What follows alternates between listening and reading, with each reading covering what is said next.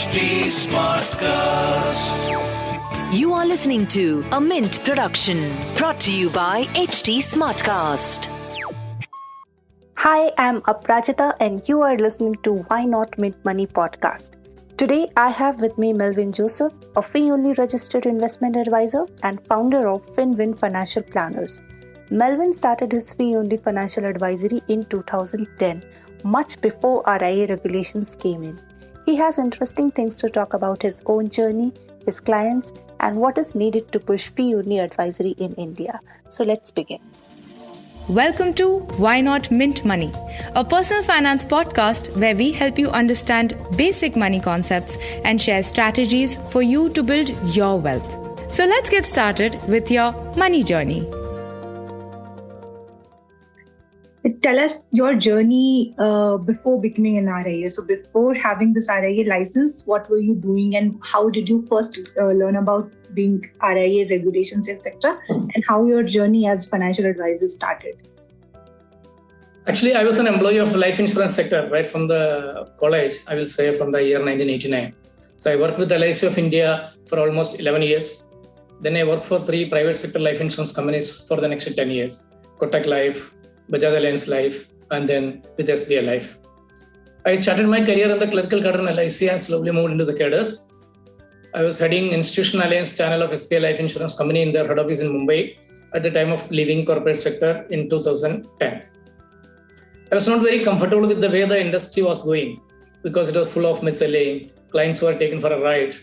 I was getting good salary, good incentive, companies were making good money. But at the end of the day, I realized whether it's a policy holder or an investor, they are taken for a ride. So I decided to get out of this sector and start something of my own. And that is how I started Finvin in the year 2010. Issues did you find out that you thought when RIA regulations came? So what was it that drove you towards that? What was the trigger that you have to have an RIA license? And comparing it with previously, that how financial advisory landscape was before these regulations came in, and when you got into details and what insights did you find out and what made you apply for RIA license? Okay. So when I started my practice in 2010, there was no regulation at all in this sector. Anybody can call himself as an advisor. So insurance agents, mutual fund agents, all were calling them an advisor. But RIA regulation in 2013 was the first attempt to regulate advisory business in India. So even though I was practicing in 2010, as a fee-only financial planner, there was no valid license for me to practice like that because there was no regulation in India. So when SEBI came out with that regulation in 2013, I immediately applied for the license and I got my license because I was already into fee-only advisory model right from 2010. So this was given more credibility because it will help the clients also to understand, okay, this man is a SEBI registered investment advisor. And there's a distinction between a normal mutual fund agent or an insurance advisor and all those things, and a fee-only financial planner, or SEBI started calling them as RIA, registered investment advisor. So I got my RIA license in 2013. So that was the first step in the right direction by SEBI to regulate this business in India. But it has, of course, it has gone through different changes. 2020, there was some changes, but still there are a lot of loopholes in the system. But at least I will say this is one good step in the right direction. Okay, so even before these regulations came in, the advisory model and fee-based financial planning, these things existed, and were there takers for this? As in paying money for financial advisory, did it exist before these regulations came in as well?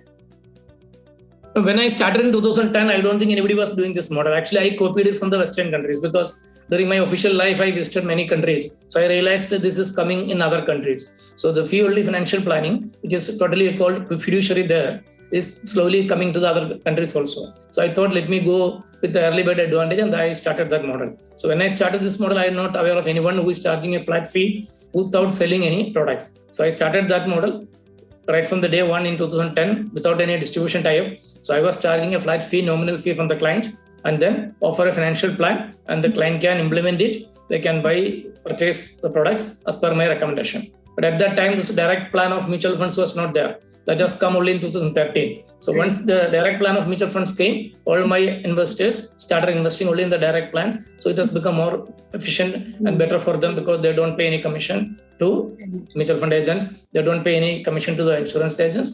The way they purchase everything online. So it is life insurance, they purchase term plan online, they purchase mutual fund online under direct plan. So this has really helped the clients to really benefit from the financial planning, fee only financial planning. Because the only money what they pay is the fee what they pay to me. After that, they don't lose any money as commission. And what made you confident about it? Because even now, when you speak to financial advisors, when you speak to investors, then they don't want to pay for advisory fee. So what made you confident in 2010 in such a different landscape to go for it? Did you observe that, yes, there are people who would be comfortable paying fee? See, when we enter into a new sector, naturally we have to face the music. So I will say it is a pain in the beginning. I had done something similar in 2000 also. In 2000, I was a branch manager of LIC. Even before the first life insurance company got licensed in the private sector, I resigned my job as a branch manager and I joined the private sector. So I taken that type of a risk in 2000 also. So in 2010 also, 2010 I resigned my job and I started this. So I know we have to definitely take a calculated risk. And when you are doing something which nobody has done, then naturally there will be pain. I will say this way, when you are traveling through a road which is less traveled by others, it has its own pain, but it has its own thrill also. I really enjoyed the thrill and I benefited by that, the bitter experiences. But of course, I got energy from all those things. And that has helped me in establishing as a fee-only financial planner in India. So now the reputation what I have and the number of client base I have is amazing. I don't think anybody in India is having 1,000 plus clients like what I have now. That is a great number to have. And so tell us about your first client. How did you get your very first clients, the initial ones? See, initial years was really very tough. So first 4 years, I was living on my savings. So my fee collection was much lesser than the money what I was spending on this practice by way of salary to the employee, office expenses and all those things. So I was living on my savings. Only from the 5th year, I became revenue positive. And then there was no looking back. I cleared all my accumulated losses and started multiplying my business like anything. But getting clients was very tough. I still remember, I think some of the people who worked with me earlier, they approached me just to know what Melvin is doing and they became my first clients. But when we started asking for more personal details like their investments and all those things, they just paid the fee and they wiped out. And I think it took almost 4 or 5 months for me to get a client. I think it was a doctor, if I remember correctly. Okay. And is he or she still your client? Or no, he moved to Middle East and after 4 years, he again came back and became my client. Okay, so he's still your client. Is still my client. And through that reference, I got a lot of clients in the Middle East. So in the hospital where he's working in the Middle East, I think I have around 10 to 12 clients. So all NRIs? All NRIs. So I have good client base in the Middle East where a lot of NRIs are there. So name it any Emirates, I have a lot of clients there. So what I do is when I get a client in a particular organization, I get reference from the same clients and naturally I establish the client base. If you ask me my client base, out of this 1,200, I have 1/3 of my clients are NRIs. And 1/3 is in Bangalore, that is the IT software guys. And balance 1/3 is spread across all other states in India. That is how it goes. And would you like to talk about your favorite client? Do you have any? Your favorite client? I can name one Mr. Premjit if you ask me like that. There are a lot of favorite clients, but I will say the first favorite client is Mr. Premjit. He contacted me from Bangalore, maybe in the first year of my practice, first or second year of my practice. And it took almost 6 months for him to join my service. He was asking a lot of questions, he was doing a lot of study and all those things. Then he became my client. I think in 2012 or something, he became my client. So more than 11 years now, he's my client. And he referred me many clients in Bangalore, Kerala and the Middle East. And now if you look at the client base I developed out of those references, came from Mr. Premjit. I think it may be coming to around 50 clients now. Okay. And the beauty of the story is I have not seen him so far. Okay, it's everything online. Yes. And he's my more than the client, he's my good friend. So after that, I have a good number of clients. Out of them, some of them become very personal. So they will consult me even their personal matters. When they get increment, even before they share it with their family, they will share it with me. How much they can invest, how much they can spend and all those things. So it's a fantastic role what I really play and I really enjoy what I'm doing for the last 30 years. Okay, and tell us about your journey from beginning 2010, then 13 license came in, and then so far in last 10, 12, 15 years, how things have panned out for you. And simultaneously, if you can also cover the challenges that you faced all through this journey. When you speak to investors, then what sort of challenges did you observe? See, after leaving a high-paying job in 2010 at the age of 42, waiting for a client and collecting a small amount of the fee, which was a challenge actually for the first 4 years. So I was not having anyone in my office. I was having an employee in the beginning, but later he moved to some other thing because I was unable to fund his salary, he realized. Then I was not even having an office staff. So whereas sitting in a cabin and putting a bell for anything and everything in my earlier job, I was sitting in a small office in Navi Mumbai and going out even to the courier office to post a letter. Or if you want to get a tea, I have to go to the tea shop and have the tea. So this was the way the life was changed from a corporate sector to an entrepreneur. But anyway, I was really enjoying it.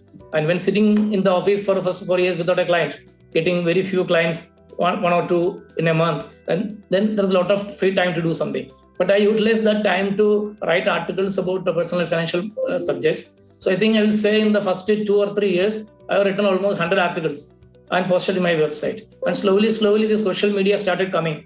So we can see starting was Orkut, and then Facebook, then LinkedIn, and everything started coming. I stopped with that. I never moved to Insta and all those things because by the time I got enough clients and I started getting clients. And there are a lot of social media platforms and there are blogs coming. And there's a blog which is Free Fincal, which has helped me a lot in establishing as a financial planner. There's a Facebook group called Asan Ideas of Wealth, where there are around 1 lakh plus members now. So those forums helped me in establishing as a financial planner. But the journey was really tough, especially after leaving a good job. And when we are doing something really good for the clients and then not getting any income and living on our own income was really challenging. So if I remember correctly, 2-3 people who come to this line in 2010, 11 and all, they wind up in the first 2-3 years and left because they couldn't survive because of this low income in the initial years. Holding back the growth of advisory in India, because I believe there are only just 1,300 odd advisors in India. So why advisory growth business is not that at a fast pace growing? Yeah. So even what you're telling, the number is 1,300 and all, still a lot of people are leaving. So it is not creating net addition. What is happening now? SEBI come out of the modification in 2020, where now the entry level qualification for an RIA has become a postgraduate qualification in finance or related topics. So anybody who want to become an RIA, he should be a postgraduate in finance or finance related topics, and he should have 5 years relevant work experience, and then he has to clear 2-level exam of NISM. So this has become a very tight regulated area. We are going to the old license charge. So, and even after all this difficulty, if at all he get a license, and then he can handle only 150 clients. The moment he crosses the 150 client limit, he cannot continue as an individual advisor. He has to become a non-individual advisor. To get a non-individual license, he has to invest 50 lakhs into that business. Now you tell me, if I invest 50 lakhs into this business, how can I charge a low fee to the clients? So what has happened now? This has created a lot of entry barrier to the new planners, and this advisory model is not flourishing. Now what is happening? There are very few advisors who are ready to offer this flat fee type of model like what I am doing. So it is not good for the clients. Forget about the industry. It's not good for the clients because they are not having many choices to select a good flat fee advisor in India. So entry barrier has become very tough, and more people are not coming to this line. Actually, we were hand-holding a lot of planners to come to this line before 2020 when this new rule came. Now all of them are backed out. They are going back to their job. Or if at all, if anybody is becoming a planner, they don't charge a flat fee. They are charging a percentage of the asset as a fee because then only they will be able to generate a decent income from this 150 clients. That is the situation now. Correct. And what is happening on this front? Because I believe these concerns may have been dictated to SEBI, and is the regulator, is it looking into it, or the things are not moving at all? See, there are a lot of consultation paper came, but I think the other lobby is very strong. So in a country like India, where mis-selling is the order of the day, where banks are doing international mis-selling, I will say, and there's a lot of other advisors also doing all those things, then SEBI have its own limitations to get into this and tightly control it. Even this 2020 modification was the result of some of the mis-selling which is started in this field also. So what happened now? Anybody can become an RIA. So RIA license is given as a generic name. So for example, a platform like Kuvera, which is acting as a distributor of direct mutual funds, they are also getting RIA license. And an advisor who is practicing a fee-only planner like me, they are also getting RIA license. Somebody who is charging a percentage of the asset as a fee, they are also getting RIA license. I think SEBI should classify each category and should give separate names so that an investor can identify the choice of planner who he wants according to his budget, according to his requirements, and go for that. And SEBI should seriously think of reducing the entry barrier, the criteria, in the sense, I don't think postgraduate qualifications required for this field, because a graduate with a 3 years relevant experience can easily do that. Right. And more than that, it should be allowed to handle at least 500 clients. So in my case, I'm telling you, I'm handling 1,200 clients. So translate, if I work for 300 days, it translates to four clients per day. I don't think it's a difficult thing for a person with 1 or 2 support staff. So an individual advisor without any support staff can easily manage 500 clients. If he's into a flat fee model and he's only into advisory, not into execution. So if the client want only that type of a service, he want a plan and he will do the implementation by himself, then RIS can handle around 500 clients. That's what I personally feel. And in that case, individual RIA with maybe a team of 3 or 4 people, that is how, because I believe SEBI doesn't want it, because at individual level, people may not be able to handle so many clients, and they might want RIA corporate license for people who want to handle more than 150 clients. So that is the logic that SEBI may have had in their mind.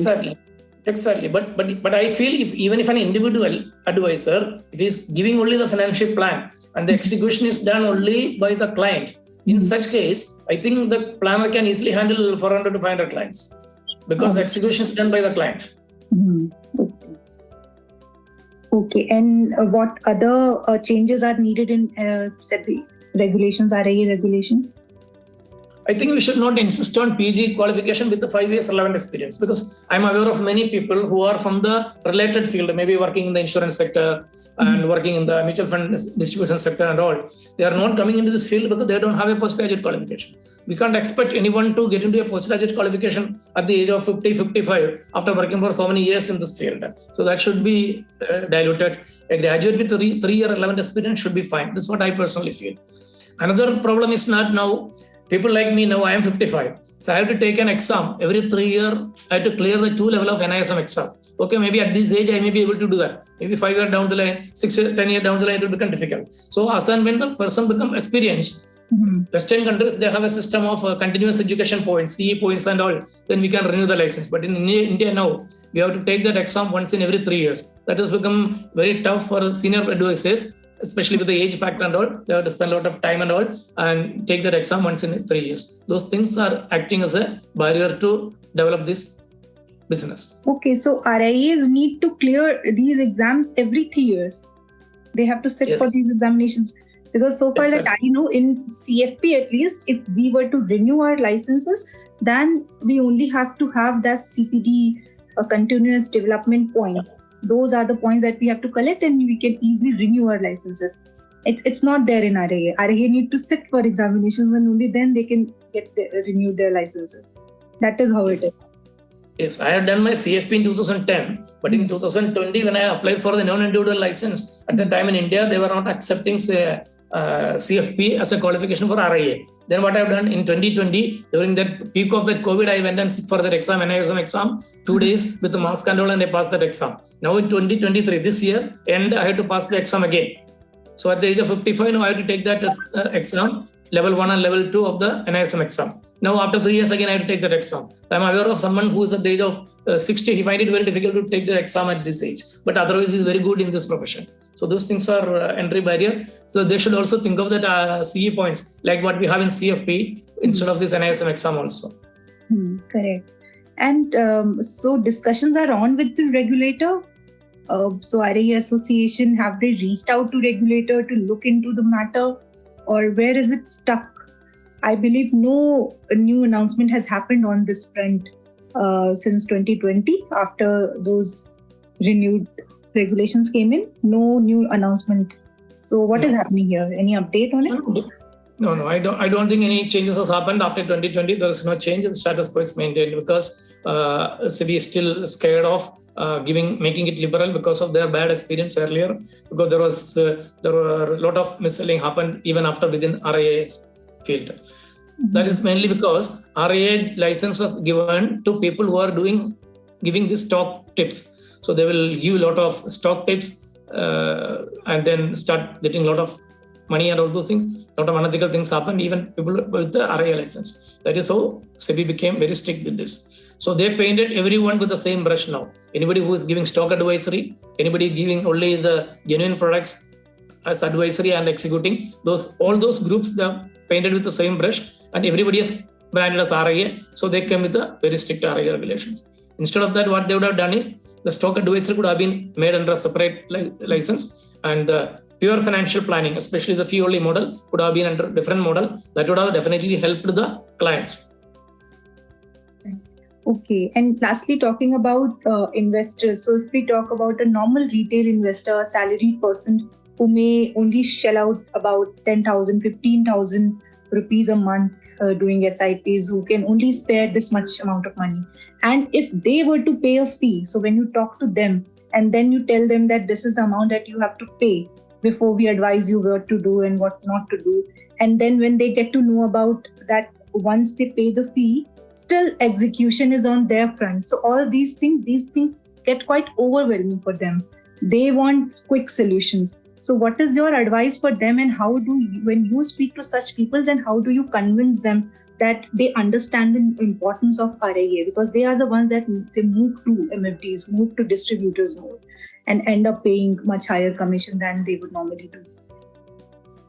Yeah, so I will say the clients are of three types. The first category, they don't bother about anything. They will not invest as they want. They will leave as if there is no tomorrow. They don't bother about anything. This is the first category. There are second category of clients who are too much doing in this. So for example, I am aware of someone at the age of 35, created Excel sheet for the next 50 years, how his life should move. That is also too much. That is too much of hard doing. This is not required. But the people should be in between. So for example, they should identify their financial goals at the early part of the career, and they should start investing in the right way at the right asset allocation. And they are the real beneficiaries of financial planning model, what we give. So in my case, I prefer that type of middle class clients who want that type of an advice. So what they need is 2-3 things only. They need to know how much life insurance they should buy. That is term insurance, I mean. They should know how much health insurance they should buy and from where to buy, which type of policy they should buy.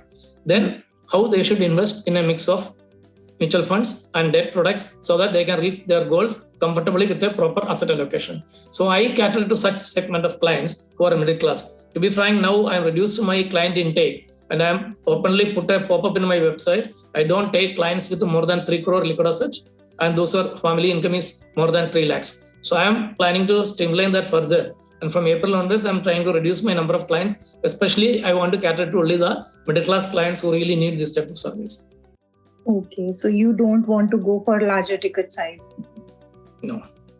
Okay, and I'm very clear. I want to be a financial planner for the middle class. Okay, that is amazing. Okay, and But parallelly, I am training some planners, and definitely there will be some planners who will be offering this service even much lesser fee than what I am charging now. I am charging 18,000 rupees plus GST now from a new client in the first year and 9,000 from second year. This is my fee structure. I have not increased my fee this year, but I am expecting some planners to come to this field in a couple of months who will be charging much lesser than this and who will be mainly catering to the middle class segments. Some planners are getting ready for that. Okay, so you do train people to... I was doing it in a big way before 2020 when this regulation was a bit conducive. Now, when the regulation has become strict, nobody is coming to this line with this 150 client criteria because they cannot run this business effectively. But still, some people are in the lookout. But the day SEBI relax that conditions and allow the people to have more clients and with a less educational qualification, I think I will definitely get into that field of handholding more planners. And I'll sure that I will try to help at least 50 to 100 people to come to establish this line in pan-India basis. So that is my dream.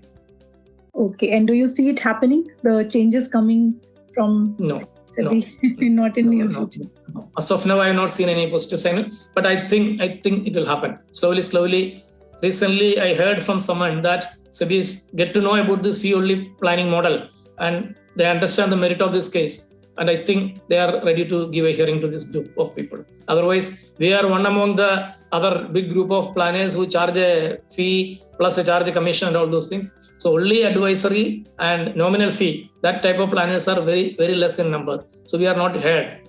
But recently there was an attempt was made, and so we slowly coming to know this type of a group exists. I think we expect something favorable things to happen in this line also. All right. You are really doing a great service to advisory business, and since very beginning you have been doing it, and you do have future planning as well, that is how it should grow and training a younger generation.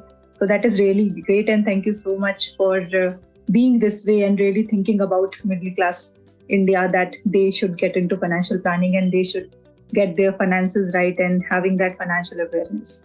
So any last message would you like to say for listeners? Sure. If earning of money was my only motto, then I should have continued my corporate job in 2010. I would not have left that sector and get into this line. So I'm very sure I want to do something which is different, and that should have made an impact into the middle class people, and that is why I'm striving. So in personal capacity, I'm reaching up to 1,200 families now.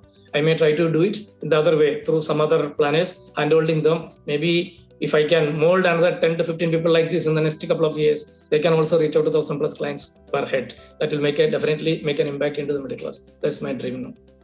Okay, thank you so much, sir. Really nice talking to you, and we'll stay in touch. Yeah. Thank you.